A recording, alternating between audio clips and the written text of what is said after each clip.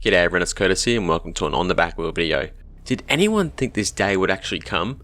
There is a new and updated KLR650. I've got all the in-depth details including all the changes, models and prices. Let's dig in and have a look. If you like what I'm doing, make sure you hit that like button and subscribe. Well, dual sport owners won't know what to do with themselves lately.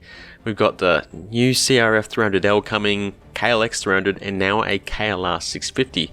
And it's not what a lot of people thought it would be. Everyone predicted it was going to be a twin cylinder, but they've kept with the tried and true thumper engine.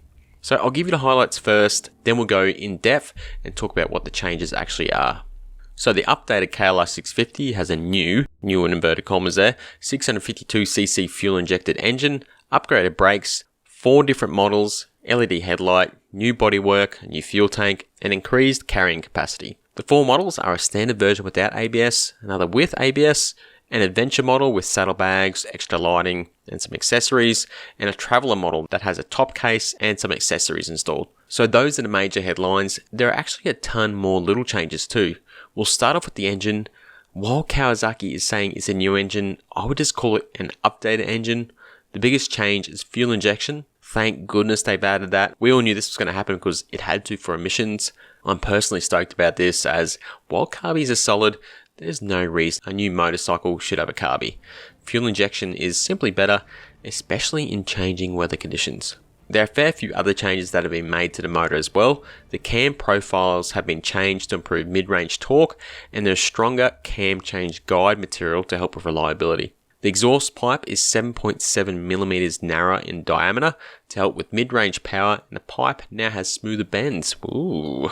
The clutch and gearboxes have been updated too. The clutch release bearings have been changed to thrust needle bearings.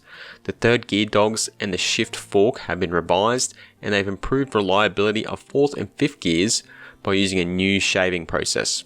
The power output of the engine has been increased so you can run more electrical accessories. The amps have been up from 17 to 26, and there is now 80 watts of available power. This is a great change as I know the older KLR struggle with running heated grips, extra lights, USB chargers and a GPS.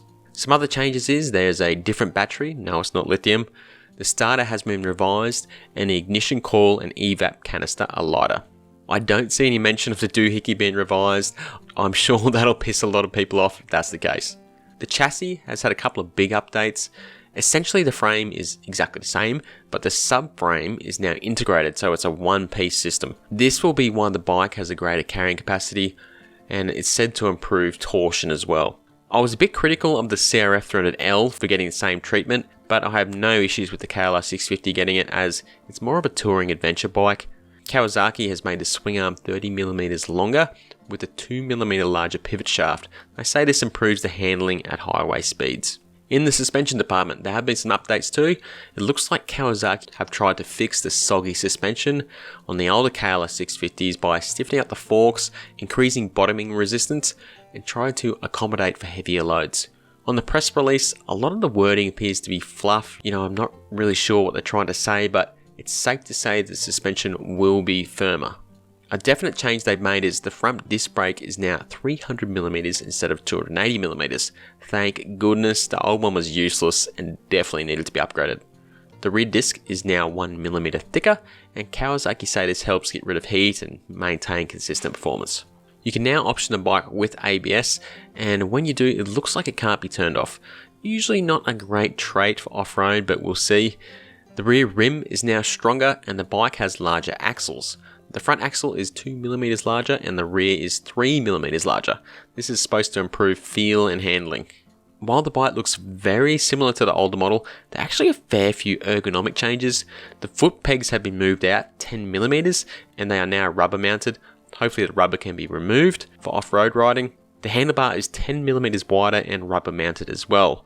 Sadly, it looks like the bars are still made of Play-Doh. The seat has been changed so it's much more comfortable. They've also added rubber dampers where it contacts the frame so your ass doesn't vibrate as much. Some people might not like that as much. There are now pillion grab bars and the side stand is 30mm shorter. I personally didn't have a problem with the old side stand, but hey, they've done it. They must have done it for a reason because Kawasaki usually only makes changes if they have to be made, except for the doohickey. Alright, the fairing. This is probably the most noticeable change. The front cowling has been moved back several inches so there's less weight on the front. We've now got an LED headlight, a 50mm taller windscreen, and that can go up a further 30mm, a revised fuel tank, it's larger now, changed shrouds, and a different tail light. Oh man, this is a ton of changes. But wait, there is more. There's a new dash and instrument panel.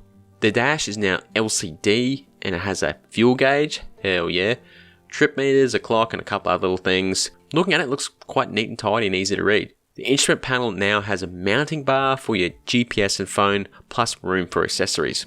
They've gone all out here, haven't they? A lot of the changes and wording Kawasaki are using suggest they are making the KLR more of a mile eater. I think this is a good move as the Tenere 700 and Adventure 790, 890 are definitely trying to be more off-road focused. Alright, specs time, and then we'll get into model specifics and prices. The fuel tank is a massive 6.1 gallons, which is 23 litres, so she's definitely going to have some fuel range, that's for sure. The suspension travel is 7.9 inches, 200mm at the front, and 7.3 inches, or 185mm at the rear. Ground clearance is 8.3 inches, 210mm, and the seat height is 34.3 inches, or 871mm. And last but not least, we have the curb weight. It's not the best, but you got to remember this is a ready to ride weight. So it's got a full tank of fuel, it's got a massive fuel tank, and pretty decent oil capacity. The non-ABS model weighs in at 456 pounds, 260 kilograms. The ABS is 460 pounds, 208 kilograms. The Traveller is 471 pounds, 213 kilograms. And the Adventure is 487 pounds, a big 221 kilograms. So she's a fat bitch. That's nothing new for KLR owners, so they love their fatties. Let's compare the bike to the Tenere 700. The Tenere comes in at 452 pounds wet with ABS, so the KLR isn't actually too bad. Okay, let's talk pricing. I only have the US pricing at the moment, but I will put a sticky in the comments when I know the other pricing. The standard version is $6,699 US, the ABS $6,999, the Traveller $7,399, and the Adventure is $7,999, so $8,000. That is some sharp pricing, like very good pricing. Sure, it doesn't have the power of the Tenere or KTM 790, but they're a shitload more, and this is very cheap for what you are getting. I'll explain the two extra models for you. The Traveller has a 42 litre top case, USB and DC sockets as well. The top spec Adventure has 21 litre shad saddlebags, extra LED lights with what looks to be crash protection, engine protection, camo colouring, and DC and USB sockets. I'm digging the new colours. There's khaki, lava red, and the camo I just mentioned. So there you have it. That's the new KLR650. When I first saw the photos, I thought, what the fuck? This is the same bike.